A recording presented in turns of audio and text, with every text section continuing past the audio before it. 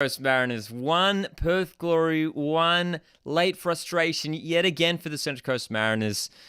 And it's a weird one. It's a weird feeling again after this game because, look, straight off the bat, I just want to say that I felt like Central Coast Mariners played really well in this game. I thought we played very well to the point where had we have scored a couple more goals, taken our chances, taking some of those chances for the first and second half, specifically that first half, it could have been our best performance for the season, but the result didn't that didn't pan out the way that us Mariners fans would have liked.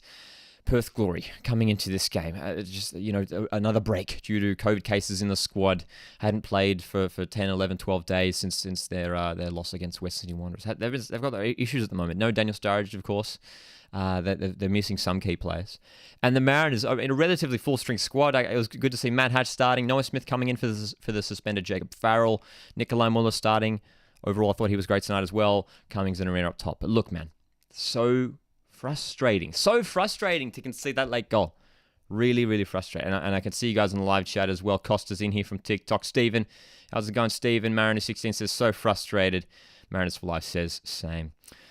Dude, man, look, overall, like the first half, like Perth Glory were creating chances here and there throughout the whole game. But overall, Mariners dominated. I felt like we really, really dominated this game. When you look at the stats, especially for that first half, I mean, we were leading the way with shots and possession.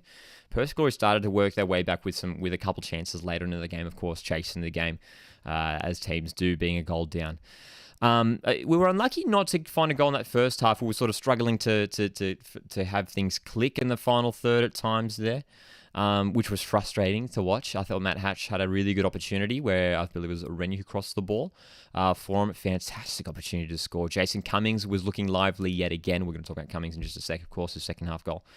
But look, overall, that first half I was impressed, and I was excited for the second half, again, knowing that we had Maresh to bring on Nisbet, Sai Goddard as well, these attacking options, Benny and Kalolo. Second half came, and Jason Cummings scoring his first goal in the A-League. Fantastic stuff for Cummings. The noise in the stadium, despite a relatively small crowd, the noise in the stadium was fantastic. Really, really good noise when Cummings scored that goal. And us fans, we wanted it, man. Everyone wanted it. We were waiting for Cummings to score the goal, and he did it, the cum dog. So, look, from there, I thought we could still controlling the game. We didn't sit back. And some great chances. Nikolai Muller so good. Kyrol so consistent in the back. And Lewis Miller, what a game once again from Lewis Miller, who's just so strong at right back and just so willing to take players on as well. Lewis Miller, he's so forward thinking, but at the same time doesn't get caught out in defense. He'll track back and he'll defend as well. He'll make sure that he's very balanced in that sense, where he doesn't necessarily commit to one game more than the other. I thought Noah Smith was okay, couple mistakes here and there, but again, his first start in the A-League, good to see him get some minutes for the team. In the league, he made a cup appearance earlier this season against Leichhardt, so good for Noah to get some minutes as well. And then Harry Steele, Ollie Bazank, of course, solid in midfield. But Perth Glory coming back, pushing late, and I thought we'll be right. We'll look at solid. Both Hall and Rolls, of course, having a great game. Beera's made a fantastic save towards the end of that second half as well, just to tip the ball over the bar. But man, Daniel Steins, Perth Glory substitute, coming off the bench. Scrappy goal, man, just in the box, not dealing with it. It wasn't a screamer. Mariners have been known for conceding screamers in recent weeks, with a couple both against Melbourne Victory, against MacArthur FC.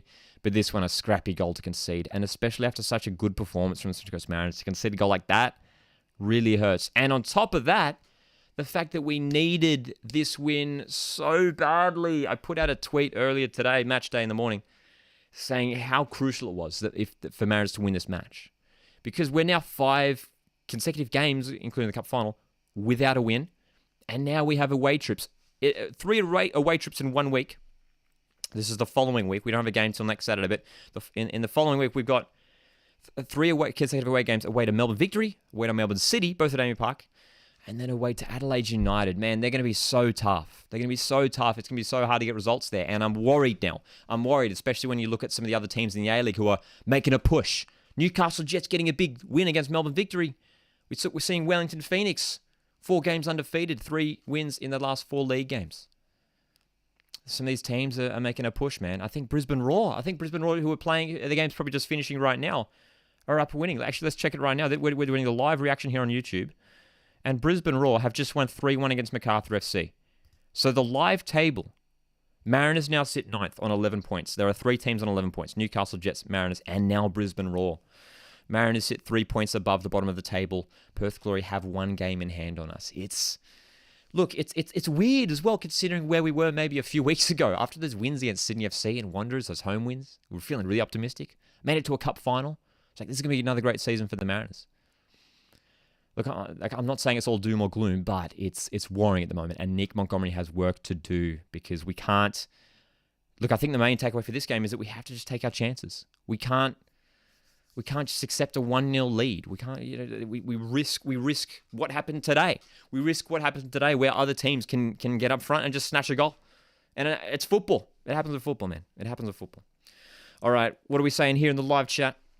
West Pond on the live chat saying Miller's having the season of his career. Dude, a massive breakout season for Louis Miller. And honestly, if he keeps going, he could be another one of the players to score an overseas move.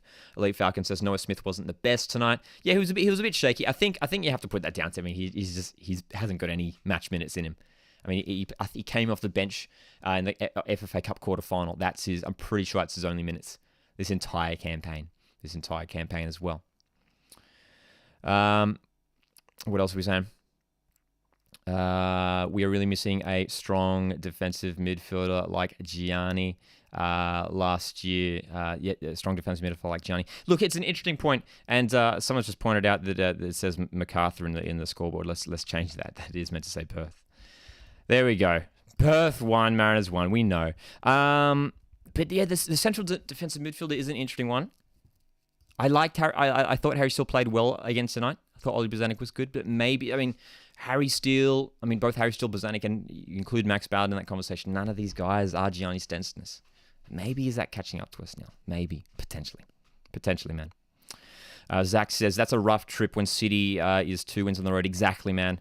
Victory have been struggling at the moment. They haven't been getting the wins, but they got the better of us in the cup final. So Victory will be confident in getting the win. Will be desperate to get a win against us as well next week.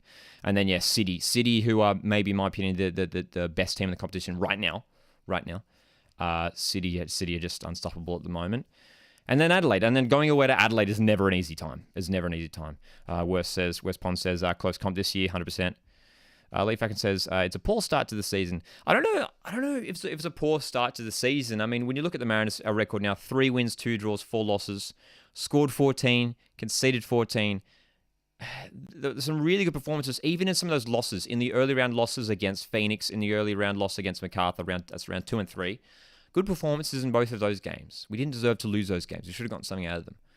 But, again, what we're saying in this game is it's football. The reality is you have to take your chances. Otherwise, you'll start slipping down the ladder. And we're seeing that now with the Mariners. It's crazy looking at the ladder, seeing Phoenix and Jets above the Mariners, man. I was feeling so optimistic just a few weeks ago as well. The youngsters are good, but not good enough, says Cooper. Look, with a long season, it might come down to that. I was so optimistic about the young players at the Mariners. The introduction of Jacob Farrell, Harry Steele, Max Ballard stepping up, and these guys played so well, and are still overall playing very well. But to do it consistently over 26 rounds in an A-League season, man, it's a big ask for them. And the guys, it was great to see Nikolai Muller really stepping up once again in this game. I think he has to be starting every game. Nikolai Muller, he's just a class above. He has to be starting. Yeah, man. Opinions on the free kick tricks? I'm not sure what you're talking about there, Coops. I'm not sure what you're talking about. Again, City fans can confirm Adelaide is not a good time, says Zach. Yeah. Deal Stars in here. Thoughts on Benny? He looked better off the bench. I wasn't happy with his performance last week. I thought he was at fault for the last goal that the Craig Noon scored. I thought he could have closed him down better, and he was a little bit shaky with his performance. I thought he looked a bit more positive in this game. He didn't have too much time on the ball, but he did look a bit more positive off the bench today. Yeah. Mariners for Life says, if we won our last 2 games, we would be in 4th, 5th, or 6th. Yeah, we easily could have gotten 6 points against Macarthur, and easily could have gotten 6 points here. And because of late lapses of concentration, 6 points have turned into 2 points, and that's massive. We've just dropped 4 points because of these late goals, man. It hurts so much. It's so frustrating, man. It's so frustrating because you can't do that. You can't let points slip. And Monty needs to drill this in, man. This is what we need to drill in now. Like, and again, I'm not saying I'm disappointed with the performance tonight. Overall, I thought we played very well. But it's the key moments now. It's the key moments where we just need to stay switched on.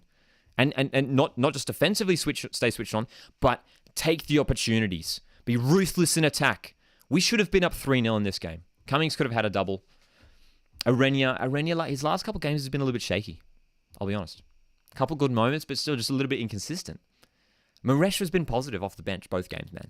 I potentially would be interested to see, and again, some guys mentioned this in the fan interviews, benching Arena to maybe start Maresh.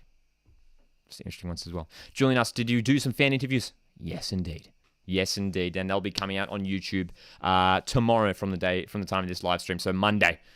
So if you're watching this on replay, it might already be out on the YouTube channel. So check it out. The fan interviews coming out Monday.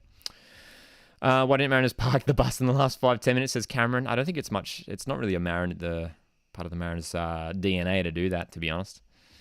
Julian says, disappointing draw. Should have parked the bus, says Julian. Should have parked the bus towards the end. I mean, maybe we were just too careless. There was an interesting substitution, and again, someone in the fan interviews brought this up. You'll hear this tomorrow when the video comes out, but we brought off Noah Smith at the end, and Harry Still shifts back to left back, and we put Nisbet into midfield. I'm not sure what the deal was with that. I think we had Storm Root. Storm Root didn't come on. Why don't we just chuck Storm Root at full? He's a fullback. You know, Louis Miller or Storm Root at left back. But we put Harry Steele, who I mean, he's a midfielder, Harry Steele. He's a midfielder. Why not putting on Storm Root? That's a questionable substitution.